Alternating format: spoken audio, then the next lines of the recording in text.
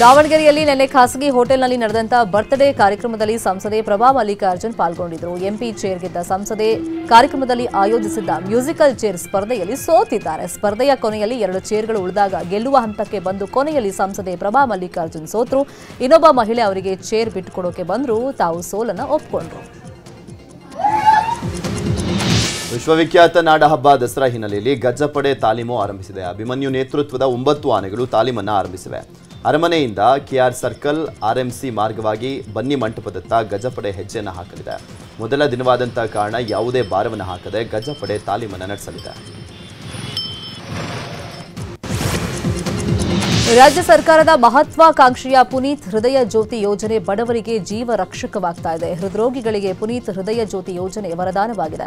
2024ರ ಮಾರ್ಚ್ನಿಂದ ಚುಚ್ಚುಮದ್ದು ಲಭ್ಯವಿದೆ. 11 ಸೂಪರ್ ಸ್ಪೆಷಾಲಿಟಿ ಆಸ್ಪತ್ರೆಯಲ್ಲಿ ಹಬ್ ನಿರ್ಮಾಣ ಮಾಡಲಾಗಿದ್ದು, ಜಿಲ್ಲಾ ತಾಲೂಕು ಕೇಂದ್ರಗಳಿಗೆ ಹೃದಯ ಜ್ಯೋತಿ ಯೋಜನೆ ವಿಸ್ತರಣೆಯನ್ನ ಮಾಡಲಾಗಿದೆ. ಹೃದಯಾಘಾತ ಸಂದರ್ಭದಲ್ಲಿ ಗೋಲ್ಡನ್ ಟೈಮ್ನಲ್ಲಿ ನೀಡುವಂತಹ ಚುಚ್ಚುಮದ್ದು ಯೋಜನೆ ಇದಾಗಿದ್ದು, ಬಡವರಿಗೆ ಅತಿ ಕಡಿಮೆ ದರದಲ್ಲಿ ಔಷಧಿ ಸಿಗುವಂತೆ ಮಾಡಲಾಗಿದೆ.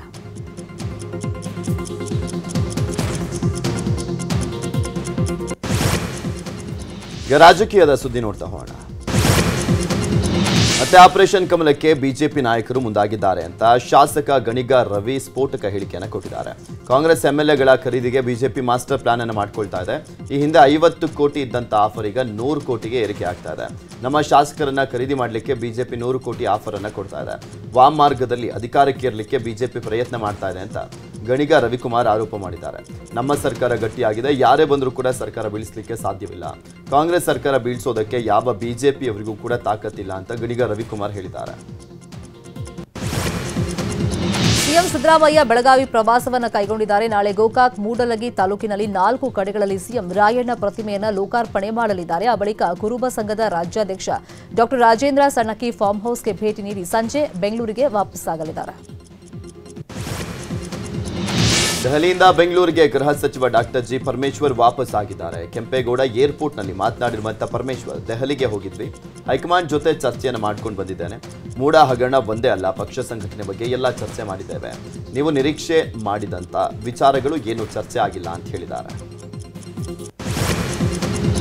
ಸಿಎಂ ಸಿದ್ದರಾಮಯ್ಯ ಸಹಿಯನ್ನೇ ನಕಲು ಮಾಡಲಾಗಿದೆ ಅಂತ ಆರ್ಟಿಐ ಕಾರ್ಯಕರ್ತ ಸ್ನೇಹಮಯಿ ಕೃಷ್ಣ ಆರೋಪ ಮಾಡಿದ್ದಾರೆ. ಈ ಬಗ್ಗೆ ಲೋಕಾಯುಕ್ತ ಹಾಗೂ ರಾಜ್ಯಪಾಲರಿಗೆ ರಿಜಿಸ್ಟರ್ ಪೋಸ್ಟ್ ಮೂಲಕ ದೂರನ್ನು ಸಲ್ಲಿಸಿದ್ದಾರೆ. 26/6/2015ರಲ್ಲಿ ಲೋಕಾಯುಕ್ತಕ್ಕೆ ಸಲ್ಲಿಸಿದ ದಾಖಲೆ, 2018ರಲ್ಲಿ ಚುನಾವಣಾ ಆಯೋಗಕ್ಕೆ ಸಲ್ಲಿಸಿದ ದಾಖಲೆ, 2018 ಹಾಗೂ 2021ರಲ್ಲಿ ಲೋಕಾಯುಕ್ತಕ್ಕೆ ಸಲ್ಲಿಕೆಯಾಗಿರುವಂತಹ ದಾಖಲೆಗಳ ಕೊನೆ ಪುಟದಲ್ಲಿ ಸಿದ್ದರಾಮಯ್ಯ ಅವರ ಸಹಿ ಇಂಗ್ಲಿಷ್ನಲ್ಲಿದೆ. ಸಾಮಾನ್ಯವಾಗಿ ಸಿದ್ದರಾಮಯ್ಯ ಅವರು ಕನ್ನಡದಲ್ಲೇ ಸಹಿ ಹಾಕ್ತಾರೆ. ಈ ದಾಖಲೆಗಳಲ್ಲಿ ಹಾಕಿರುವಂತಹ ಸಹಿ ಬೇರೆ ರೀತಿಯಾಗಿದೆ. ರಾಜ್ಯಪಾಲರು ಹಾಗೂ ಲೋಕಾಯುಕ್ತಕ್ಕೆ ನಕಲಿ ಸಹಿ ಮಾಡಿರುವುದು ಸಂವಿಧಾನಕ್ಕೆ ಮಾಡಿದ ಅಪಮಾನ. ಹೀಗಾಗಿ ಸಿಎಂ ವಿರುದ್ಧ ಕ್ರಮ ಕೈಗೊಳ್ಳಬೇಕು ಅಂತ ಹೇಳಿ ಸ್ನೇಹಮಯಿ ಕೃಷ್ಣ ದೂರನ್ನು ಕೊಟ್ಟಿದ್ದಾರೆ. ಸಿಎಂ ಸಿದ್ದರಾಮಯ್ಯ ಅವರನ್ನ ಎಲ್ಲಾ ರೀತಿಯಲ್ಲಿ ಕಟ್ಟಿ ಹಾಕಲಿಕ್ಕೆ ಬಿಜೆಪಿ ಪ್ಲಾನ್ ಮಾಡಿಕೊಂಡಿದೆ. ಸದ್ಯ ಪ್ರಾಸಿಕ್ಯೂಷನ್ ಕಾವು ಏರಿರುವಾಗಲೇ ಸಿದ್ದರಾಮಯ್ಯ ವಿರುದ್ಧದ ಹಳೆ ಪ್ರಕರಣಗಳನ್ನು ಕೆದಕಿ ರಾಜ್ಯಪಾಲರ ಗಮನಕ್ಕೆ ತರಲಿಕ್ಕೆ ಬಿಜೆಪಿ ಮುಂದಾಗಿದೆ. ನಿನ್ನೆಷ್ಟೇ ಗವರ್ನರ್ ಭೇಟಿಯಾಗಿದ್ದಂಥ ಪರಿಷತ್ ಸದಸ್ಯ ಡಿಎಸ್ ಅರುಣ್ ತಾಲೂಕು ಹಾಗೂ ಜಿಲ್ಲಾ ಪಂಚಾಯಿತಿಗೆ ಮೀಸಲಿಟ್ಟಂತ ಹಣ ದುರ್ಬಳಕೆ ಆಗಿರುವಂತದ್ರ ಬಗ್ಗೆ ಅನುಮಾನ ಇದೆ ಅಂತ ದೂರನ್ನು ಕೊಟ್ಟಿದ್ದಾರೆ. ಸಿಎಂ ಸಿದ್ದರಾಮಯ್ಯಗೆ ಪರಿಷತ್ ಸದಸ್ಯ ಸಿಟಿ ರವಿ ಪತ್ರವನ್ನು ಬರೆದಿದ್ದಾರೆ. ಅರ್ಕಾವತಿ ಡಿನೋಟಿಫಿಕೇಷನ್ ಸಂಬಂಧ ನ್ಯಾಯಮೂರ್ತಿ ಕೆಂಪಣ್ಣ ನೇತೃತ್ವದ ಆಯೋಗ ನೀಡಿರುವಂತಹ ವರದಿಯನ್ನು ಬಹಿರಂಗಪಡಿಸುವಂತೆ ಆಗ್ರಹವನ್ನು ಮಾಡಿದ್ದಾರೆ. ಮಾಜಿ ಸಿಎಂ ಬಿಎಸ್ವೈಗೆ ಪೋಕ್ಸೋ ಕೇಸ್ ಸಂಕಷ್ಟವನ್ನು ತಂದೊಡ್ಡಿದೆ. ರಾಷ್ಟ್ರಮಟ್ಟದಲ್ಲಿ ಬಿಜೆಪಿಗೆ ಮುಜುಗರ ತಂದೊಡ್ಡುವಂತ ಸ್ಥಿತಿ ಎದುರಾಗಿದೆ. ಪೋಕ್ಸೋ ಕೇಸ್ನಲ್ಲಿ ಆರೋಪಿಯಾಗಿರುವಂತಹ ಬಿಎಸ್ವೈ ಪಕ್ಷದ ಸಭೆ ಸಮಾರಂಭಗಳಿಂದ ದೂರ ಉಳಿದಿದ್ದಾರೆ. ಅತ್ತ ಬಿಜೆಪಿ ವರಿಷ್ಠರು ಬಿಎಸ್ವೈ ಪರ ಯಾವುದೇ ಹೇಳಿಕೆಯನ್ನು ನೀಡಿರುವಂಥದ್ದು ಅಚ್ಚರಿಗೆ ಕಾರಣವಾಗಿದೆ. ನಿರ್ದೋಷಿಯಾಗಿ ಹೊರಬರಲಿಕ್ಕೆ ಬಿಎಸ್ವೈ ಕಾನೂನು ಹೋರಾಟದ ಬಗ್ಗೆ ಮಾತ್ರ ಗಮನ ಹರಿಸಿದ್ದಾರಂತೆ.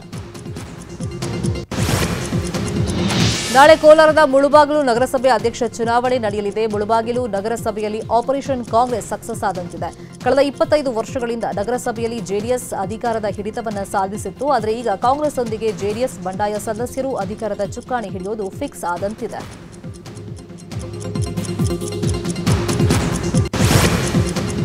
ಈಗ ಕ್ರೈಮ್ ಸುದ್ದಿ ನೋಡ್ತಾ ಹೋಗೋಣ.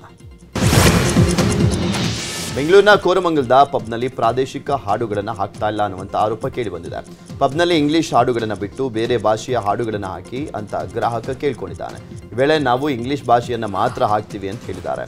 ವಿಡಿಯೋ ಮಾಡ್ತಾ ಇರೋದನ್ನು ಗಮನಿಸಿದಂಥ ಮತ್ತೊಬ್ಬ ಸಿಬ್ಬಂದಿ ಆಗಮಿಸಿ ಕನ್ನಡ ಹಾಡುಗಳನ್ನು ಹಾಕಲಿಕ್ಕೆ ಒಪ್ಕೊಂಡಿದ್ದಾರೆ.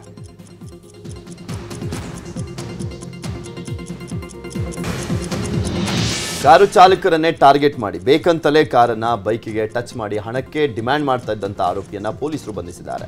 ಬಂಧಿತನನ್ನ ಜಮೀಲ್ ಅಂತ ಗುರುತಿಸಲಾಗಿದೆ. ಚಲಿಸ್ತಾ ಇದ್ದಂತ ಕಾರಿಗೆ ಬೇಕಂತಲೇ ತನ್ನ ಬೈಕ್ ಟಚ್ ಮಾಡ್ತಾ ಇದ್ದಂತ ಆರೋಪಿ ಆ ಬಳಿಕ ಮಧ್ಯ ರಸ್ತೆಯಲ್ಲೇ ಕಾರನ್ನ ಅಡ್ಡಗಟ್ಟಿ ಹಣಕ್ಕೆ ಡಿಮ್ಯಾಂಡ್ ಮಾಡ್ತಿದ್ದ. ದುಡ್ಡು ಕೊಡದಿದ್ರೆ ದೂರು ಕೊಡ್ತೀನಿ ಅಂತ ಹೆದರಿಸ್ತಾ ಇದ್ದ. ಸದ್ಯ ಆರೋಪಿಯನ್ನ ಬಂಧಿಸಿರುವಂತಹ ಜಯನಗರ ಪೊಲೀಸರು ವಿಚಾರಣೆಯನ್ನ ಮಾಡ್ತಿದ್ದಾರೆ.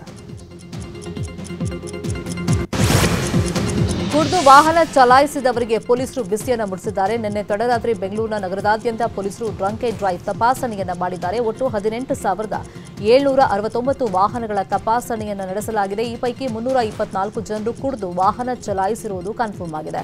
ಸದ್ಯ ಎಲ್ಲರ ಮೇಲೂ ಡ್ರಂಕ್ ಅಂಡ್ ಡ್ರೈವ್ ಕೇಸ್ ದಾಖಲು ಮಾಡಲಾಗಿದೆ.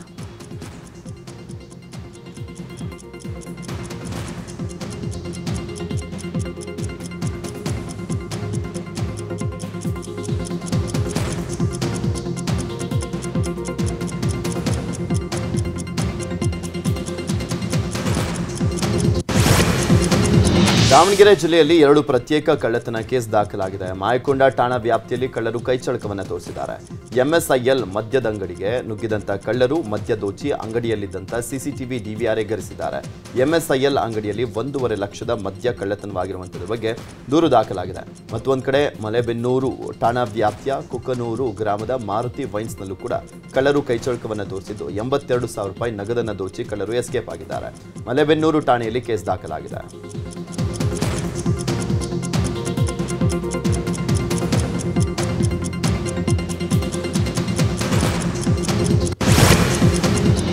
ಚಾಮರಾಜನಗರ ಜಿಲ್ಲೆಯಲ್ಲಿ ಇತ್ತೀಚೆಗೆ ಮನೆಗಳ್ಳತನ ಪ್ರಕರಣಗಳು ಹೆಚ್ಚಾಗ್ತಾ ಇದ್ದು, ಇದೀಗ ಖದೀಮರು ಮಾಜಿ ಸಚಿವ ಎನ್ ಮಹೇಶ್ ಮನೆಗೆ ಕನ್ನವನ್ನು ಹಾಕಿದ್ದಾರೆ.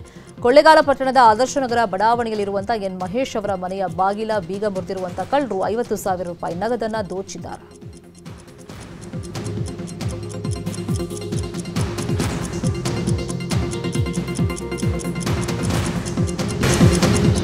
ಮಾಜಿ ಮಿಸ್ ಇಂಡಿಯಾದ ಪಟ್ಟಿಯಲ್ಲಿ ದಲಿತ ಒಬಿಸಿ ಬುಡಕಟ್ಟು ಜನಾಂಗದ ಮಹಿಳೆಯರು ಇಲ್ಲ ಅಂತ ರಾಹುಲ್ ಗಾಂಧಿ ಹೇಳಿದ್ದಾರೆ. ಪ್ರಯಾಗ್ರಾಜ್ನಲ್ಲಿ ನಡೆದಂತ ಸಂವಿಧಾನ ಸಮ್ಮಾನ್ ಕಾರ್ಯಕ್ರಮದಲ್ಲಿ ಮಾತನಾಡಿದಂತ ರಾಹುಲ್, ಬಾಲಿವುಡ್ನಲ್ಲಿ ಚಮ್ಮಾರನನ್ನ ಯಾರೂ ತೋರಿಸೋದಿಲ್ಲ. ಮಿಸ್ ಇಂಡಿಯಾ ಪಟ್ಟಿಯನ್ನ ಪರಿಶೀಲನೆ ಮಾಡಿದ್ದೀನಿ, ಅದರಲ್ಲಿ ದಲಿತ, ಆದಿವಾಸಿ ಅಥವಾ ಒಬಿಸಿ ಮಹಿಳೆಯರೇ ಇರಲಿಲ್ಲ. ದೇಶದ ಜನಸಂಖ್ಯೆಯಲ್ಲಿ 90% ದಲಿತ, ಆದಿವಾಸಿ ಮತ್ತು ಒಬಿಸಿ ಸಮುದಾಯದ ಜನರ ಭಾಗವಹಿಸುವಿಕೆ ಇಲ್ಲದೆ ದೇಶ ಕಾರ್ಯನಿರ್ವಹಿಸಲು ಸಾಧ್ಯವಿಲ್ಲ ಅಂತ ರಾಹುಲ್ ಅಭಿಪ್ರಾಯವನ್ನು ಪಟ್ಟಿದ್ದಾರೆ. ಜಮ್ಮು ಮತ್ತು ಕಾಶ್ಮೀರ ವಿಧಾನಸಭೆ ಚುನಾವಣೆಯು ಸೆಪ್ಟೆಂಬರ್ 18ರಿಂದ ಅಕ್ಟೋಬರ್ 1ರವರೆಗೆ 3 ಹಂತಗಳಲ್ಲಿ ನಡೆಯಲಿದೆ. ಶ್ರೀನಗರದಲ್ಲಿ ಪಿಡಿಪಿ ಮುಖ್ಯಸ್ಥೆ ಮಾಜಿ ಸಿಎಂ ಮೆಹಬೂಬಾ ಮುಫ್ತಿ ಚುನಾವಣೆಗೆ ಪಕ್ಷದ ಪ್ರಣಾಳಿಕೆ ಬಿಡುಗಡೆ ಮಾಡಿದ್ದಾರೆ. ಈ ವೇಳೆ ಮಾತನಾಡಿರುವಂತಹ ಮುಫ್ತಿ, ಚುನಾವಣೆಯಲ್ಲಿ ಕೇವಲ ಸೀಟು ಹಂಚಿಕೆಗಾಗಿ ಯಾವುದೇ ಮೈತ್ರಿ ಮಾಡಿಕೊಳ್ಳುವುದಿಲ್ಲ ಅಂತ ಹೇಳಿದ್ದಾರೆ.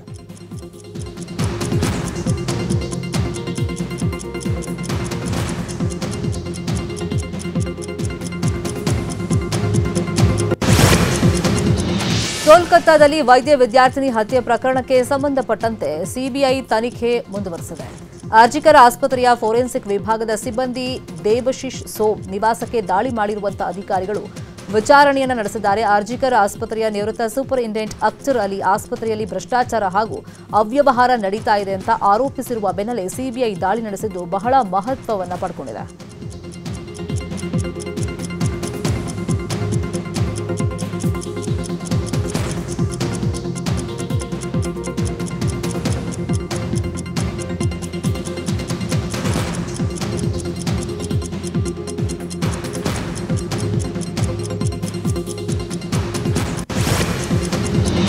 ಟೆಲಿಗ್ರಾಮ್ ಮೆಸೇಜಿಂಗ್ ಅಪ್ಲಿಕೇಶನ್ನ ಸಂಸ್ಥಾಪಕ ಮತ್ತು ಸಿಇಒ ಬಿಲೇನಿಯರ್ ಪಾವೆಲ್ ಡೂರೋಮ್ ಅವರನ್ನು ನಿನ್ನೆ ಸಂಜೆ ಪ್ಯಾರಿಸ್ನ ಬೋರ್ಗೇಟ್ ವಿಮಾನ ನಿಲ್ದಾಣದಲ್ಲಿ ಬಂಧಿಸಲಾಗಿದೆ.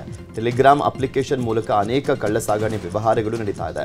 ಟೆಲಿಗ್ರಾಮ್ ಆಪ್ ಅಪ್ಡೇಟ್ ಮಾಡುವಂತೆ ಫ್ರಾನ್ಸ್ ಸರ್ಕಾರ ಹೇಳಿದರೂ ಕೂಡ ಅದನ್ನು ಟೆಲಿಗ್ರಾಮ್ ನಿರ್ಲಕ್ಷ್ಯ ಮಾಡಿತ್ತು ಅಂತ ಹೇಳಲಾಗ್ತಾ ಇದೆ. ಈ ಕಾರಣದಿಂದಾಗಿ ಪಾವೆಲ್ ಡೋರೋವ್ ಮೇಲೆ ಅರೆಸ್ಟ್ ವಾರೆಂಟ್ ಜಾರಿಯಾಗಿತ್ತು. ಅಜರ್ಬೈಜಾನ್ನಿಂದ ಫ್ರಾನ್ಸ್ಗೆ ಆಗಮಿಸಿದಂಥ ವೇಳೆ ಪಾವೆಲ್ರನ್ನ ಬಂಧಿಸಲಾಗಿದೆ.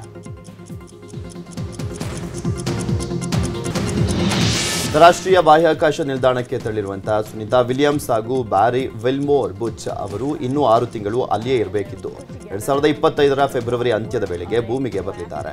ಈ ಬಗ್ಗೆ ಅಮೆರಿಕದ ಬಾಹ್ಯಾಕಾಶ ಸಂಶೋಧನಾ ಸಂಸ್ಥೆ ಮಾಹಿತಿಯನ್ನು ಕೊಟ್ಟಿದ್ದು 2025ರ ಫೆಬ್ರವರಿ 25ರಂದು ಅವರು ಭೂಮಿಗೆ ಹಿಂದಿರುಗಲಿದ್ದಾರೆ ಅಂತ ಹೇಳಿದ್ದಾರೆ. The reason I'm bringing that up is because this is where 4 out of 6 of us sleep. And so people always ask about sleeping in space. Do you lie down? Are you in a bed?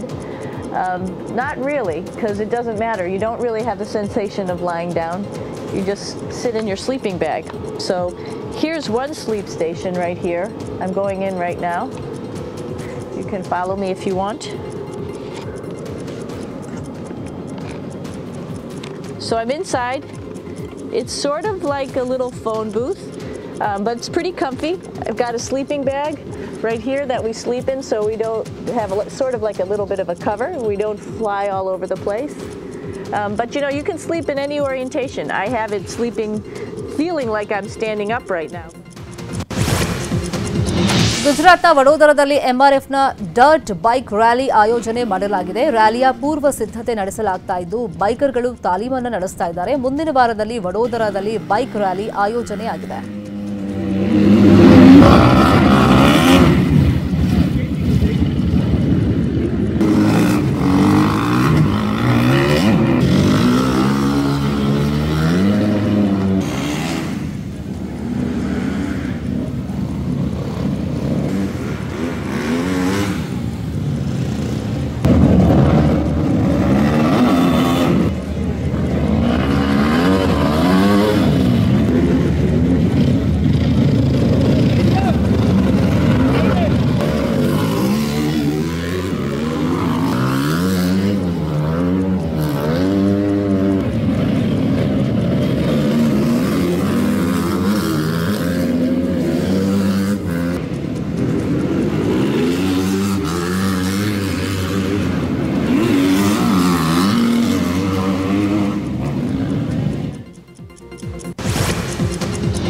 ನಾಳೆ ಕೃಷ್ಣ ಜನ್ಮಾಷ್ಟಮಿ ಸಂಭ್ರಮ. ದೇಶದೆಲ್ಲೆಡೆ ಕೃಷ್ಣ ಜನ್ಮಾಷ್ಟಮಿಯನ್ನ ಸಂಭ್ರಮದಿಂದ ಆಚರಿಸಲಾಗ್ತದೆ.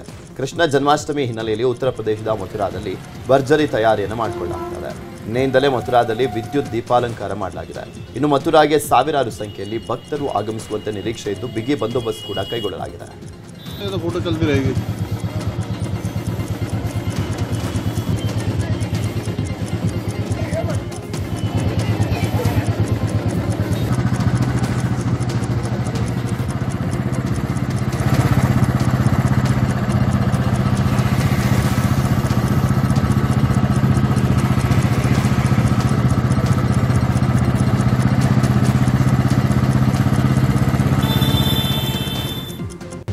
ನಿರ್ಗತಿಕ ಮಕ್ಕಳಿಗೆ ಶಿಕ್ಷಣ ನೀಡಲಿಕ್ಕೆ ಶ್ರಮಿಸ್ತಾ ಇರುವಂತಹ ವಿಪ್ಲ ಸಂಸ್ಥೆಗೆ ಸಹಾಯ ಮಾಡಲಿಕ್ಕೆ ಕ್ರಿಕೆಟಿಗ ಕೆಎಲ್ ರಾಹುಲ್ ಹಾಗೂ ಪತ್ನಿ ಆತಿಯಾ ಶೆಟ್ಟಿ ಇತ್ತೀಚೆಗೆ ಕ್ರಿಕೆಟ್ ಫಾರ್ ಚಾರಿಟಿ ಹರಾಜು ಆಯೋಜನೆ ಮಾಡಿದ್ರು.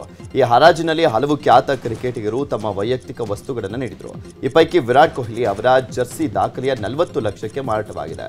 ಭಾರತ ಟೆಸ್ಟ್ ಮತ್ತು ಏಕದಿನ ತಂಡದ ನಾಯಕ ರೋಹಿತ್ ಶರ್ಮಾ ಅವರ ಬ್ಯಾಟ್ 24 ಲಕ್ಷ ರೂಪಾಯಿಗೆ ಮಾರಾಟವಾದರೆ ಧೋನಿ ಹಾಗೂ ರಾಹುಲ್ ದ್ರಾವಿಡ್ ಅವರ ಬ್ಯಾಟ್ ಕ್ರಮವಾಗಿ 13 ಲಕ್ಷ ಮತ್ತು 11 ಲಕ್ಷ ರೂಪಾಯಿಗೆ ಹರಾಜಾಯಿತು. ಈ ಮಧ್ಯೆ ಕೆಎಲ್ ರಾಹುಲ್ ಕೂಡ ತಮ್ಮ ಜರ್ಸಿ ಹರಾಜಿಗಿಟ್ಟಿದ್ದು 11 ಲಕ್ಷಕ್ಕೆ ಬಿಕರಿಯಾಯಿತು. ಈ ಹರಾಜಿನಿಂದ ದೊರೆತಂತಹ ಹಣವನ್ನ ರಾಹುಲ್ ವಿಪ್ಲ ಸಂಸ್ಥೆಗೆ ನೀಡಲಿದ್ದಾರೆ.